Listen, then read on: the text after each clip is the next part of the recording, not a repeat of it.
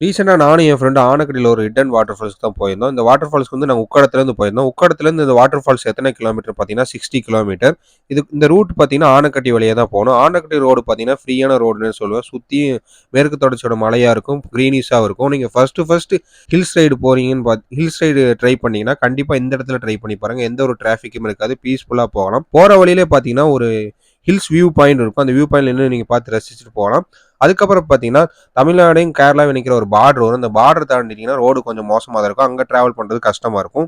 இந்த வாட்டர் ஃபால்ஸ்க்கு போறதுக்கு பார்த்தீங்கன்னா, ஜல்லிப்பாறாங்கிற ஒரு ஊர் வரும். அந்த இறக்கத்துல இறங்கி தான் போகணும். வாட்டர் ஃபால்ஸ்க்கு போறதுக்கு என்ன லொகேஷன் பார்த்தீங்கன்னா, ஒளியப்பாறா வாட்டர் ஃபால்ஸ்ன்னு அடிச்சீங்கன்னா, லொகேஷன் பெர்ஃபெக்ட்டா கூகுள் மேப்ல காட்டும். ஒரு கோயில் வரும். இந்த கோயில் கேட்டுக்குள்ள இறங்கி போனீங்கன்னா, அந்த வாட்டர் ஃபால்ஸ்க்கு போயிரலாம்.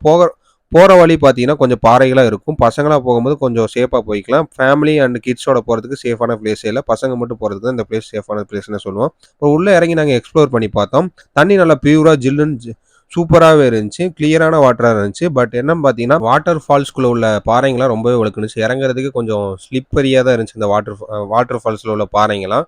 அதனால இறங்கும்போது சேஃபா இறங்குங்க. ஆழம் பார்த்தீங்கன்னா, இடுப்பு அளவுக்கு தான் இருந்துச்சு. தண்ணி நல்லா பியூராவே இருந்துச்சு. குளிச்சு என்ஜாய் பண்றதுக்கு சூப்பரான ஒரு ஹிட்டன் பிளேஸ் தான்.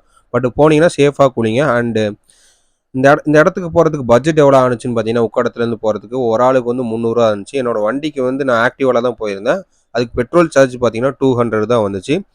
வீக்கெண்ட்ஸ்ல பசங்களோட போய் ஜாலியா என்ஜாய் பண்றதுக்கு ஒரு சூப்பரான வாட்டர் ஃபால்ஸ்ன்னே சொல்லுவேன். போனீங்கன்னா சேஃபா குளிங்க. அந்த இடத்தையும் நீட்டா வச்சுக்கங்க. அண்ட் இந்த இடத்துக்கு போய் ஃபுல்லா எக்ஸ்ப்ளோர் பண்ணி ஒரு வீடியோ போட்டிருக்கேன். அந்த வீடியோ பார்த்தீங்கன்னா, இந்த இடத்த பத்தி கிளியரா புரியும். என்னோட யூடியூப் சேனல் அப்லோட் பண்ணியிருக்கேன். செக் பண்ணி பார்த்துங்க. இதே மாதிரி டிராவல் அப்டேட் தெரிஞ்சுக்க நம்ம யூடியூப் சேனலை சப்ஸ்கிரைப் பண்ணிக்கங்க. நெக்ஸ்ட் ஒரு டிராவல் கண்டென்ட்ல சந்திக்கலாம். Bye bye. See you.